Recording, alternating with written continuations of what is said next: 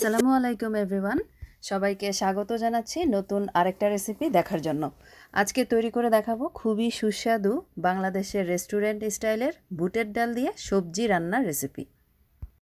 সহজভাবে খুবই মজার এই সবজিটা রান্না করে দেখাবো। আশা রাখছি আমার আজকের এই রেসিপিটা সবার কাছে সহজ লাগবে এবং ভালো লাগবে। রেসিপিটা কেমন লাগলো কমেন্টে জানাতে পারেন। সেই সাথে ভালো লাগলে চ্যানেলটাকে সাবস্ক্রাইব করার অনুরোধ জানিয়ে শুরু করছি মূল প্রস্তুত প্রণালী।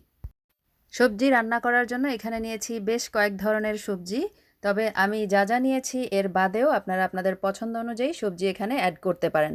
আমি নিয়েছি এখানে গাজর, বরবটি, পেঁপে, আলু, মিষ্টি কুমড়া, বেগুন আর ধুন্দুল। আর এখানে বুটের ডাল 1.5 কাপ পরিমাণ নিয়ে 4 ঘন্টার জন্য নর্মাল তাপমাত্রার পানি দিয়ে ভিজিয়ে রেখেছিলাম। আর সবগুলো সবজি ধোয়ার আগেই কেটে তারপরে ছোট ছোট টুকরা করে বা পছন্দ মতো টুকরা করে কেটে নিয়েছি। তো যেই সবজিগুলো সেদ্ধ হতে তুলনামূলক সময় একটু বেশি লাগবে, প্রথমে সেই সবজিগুলোকে আমি হাঁড়িতে নিয়ে নিলাম, সাথে বুটের ডালগুলোও দিয়ে দিলাম। আর এইখানে মিষ্টি কুমড়াটাকে অ্যাড করে নিলাম, সাথে বেগুন আর ধুন্দুলটা পরে ব্যবহার করার জন্য একটা পাশে রেখে দিলাম। কারণ বেগুন আর ধুন্দুল সিদ্ধ হতে খুব একটা সময় লাগে না, আগে আগে যদি দেই তাহলে সবজিগুলো একদম সেদ্ধ হয়ে মিলিয়ে যাবে, তাই পরে ব্যবহার করব। কথা বলতে বলতেই দিয়ে দিলাম কিছু পরিমাণ কুচি করা পেঁয়াজ, আদা রসুন বাটা 1 টেবিল চামচ পরিমাণ, স্বাদ অনুযায়ী বা 1.5 চা চামচ পরিমাণ লবণ, আধা চা চামচ হলুদের গুঁড়া, 1/4 চা চামচ লাল মরিচের গুঁড়া, 1 চা চামচ ধনের গুঁড়া আর 1 চা চামচ জিরার গুঁড়া।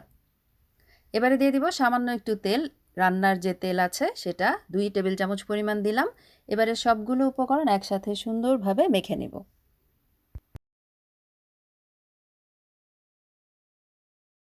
মাখানো হয়ে গেলে এর মধ্যে দিয়ে দিব বেশ কিছু পরিমাণে পানি। আমি প্রায় 1 লিটারের মতো পানি ব্যবহার করছি। আর সবজি ডাল যেন সুন্দরভাবে সেদ্ধ হয়ে যায় সেটা বুঝে আপনারা পানিটাকে ব্যবহার করে নেবেন। আর সবগুলো সবজির পরিমাণ এখানে মোটামুটি 1 কাপ আর 1.5 কাপ পরিমাণ মতো করে আমি ব্যবহার করেছি। এবারে ঢাকনা দিয়ে দিব আর চুলাটাকে জ্বালিয়ে 10 মিনিটের জন্য রান্না করে নিব। 10 মিনিট পরে সবজিগুলোকে নেড়ে দিতে হবে।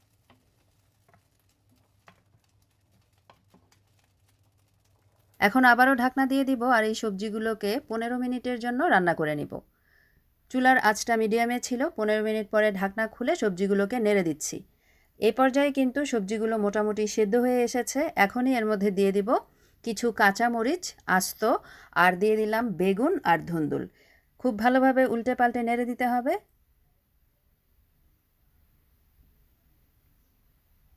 এরপর আবারও ঢাকনা দিয়ে ঢেকে সবগুলো সবজি সুন্দরভাবে সেদ্ধ হওয়া পর্যন্ত অপেক্ষা করতে হবে।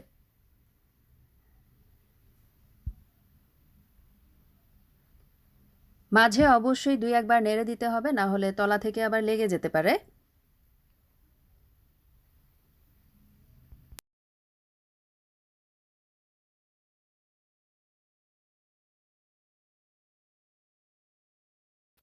এই তো সবজিগুলো কিন্তু সেদ্ধ হয়ে গেছে। আমার আরও 15 মিনিটের মতো সময় লেগেছে সবজিটা পুরোপুরি সেদ্ধ হতে। এ পর্যায়ে খুব ভালোভাবে নেড়ে দিব আর চুলার আঁচটাকে কমিয়ে একদম লো করে রাখবো। সবজির মধ্যে ঢাকনা দিয়ে আমি পাশের চুলাতে একটা বাগার তৈরি করব। বাগারের জন্য এখানে নিয়ে নিচ্ছি প্রায় 4 টেবিল চামচের মতো কুকিং অয়েল, 3টা আস্ত শুকনা মরিচ দিয়ে দিলাম, 1.5 চা চামচ পরিমাণ আস্ত 5 ফোড়ন দিয়ে দিলাম, রসুন কুচি দিয়ে দিলাম 2 টেবিল চামচ পরিমাণ, আর পেঁয়াজ কুচি দিয়ে দিলাম হাফ কাপ পরিমাণ। এবারে এই সবগুলো উপকরণকে ব্রাউন কালার করে ভেজে নিব।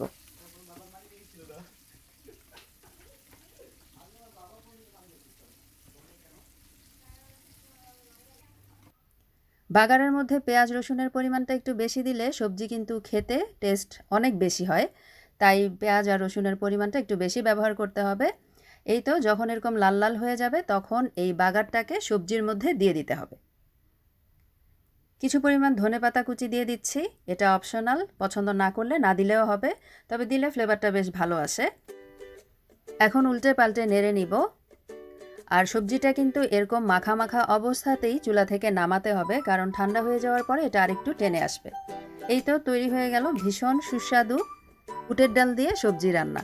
রুটি, পরোটা কিংবা সাদা ভাতের সাথে পরিবেশনের জন্য অসাধারণ মজার একটা রেসিপি।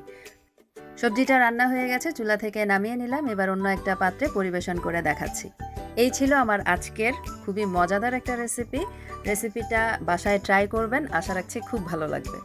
আর এখন যেহেতু প্রচণ্ড গরম, তাই সবারই বেশি বেশি পানি পান করতে হবে আর কম মশলাযুক্ত খাবার গ্রহণ করতে হবে। শাকসবজি ফলমূল প্রচুর পরিমাণে খেতে হবে, তাহলেই কিন্তু সুস্থ থাকা যাবে।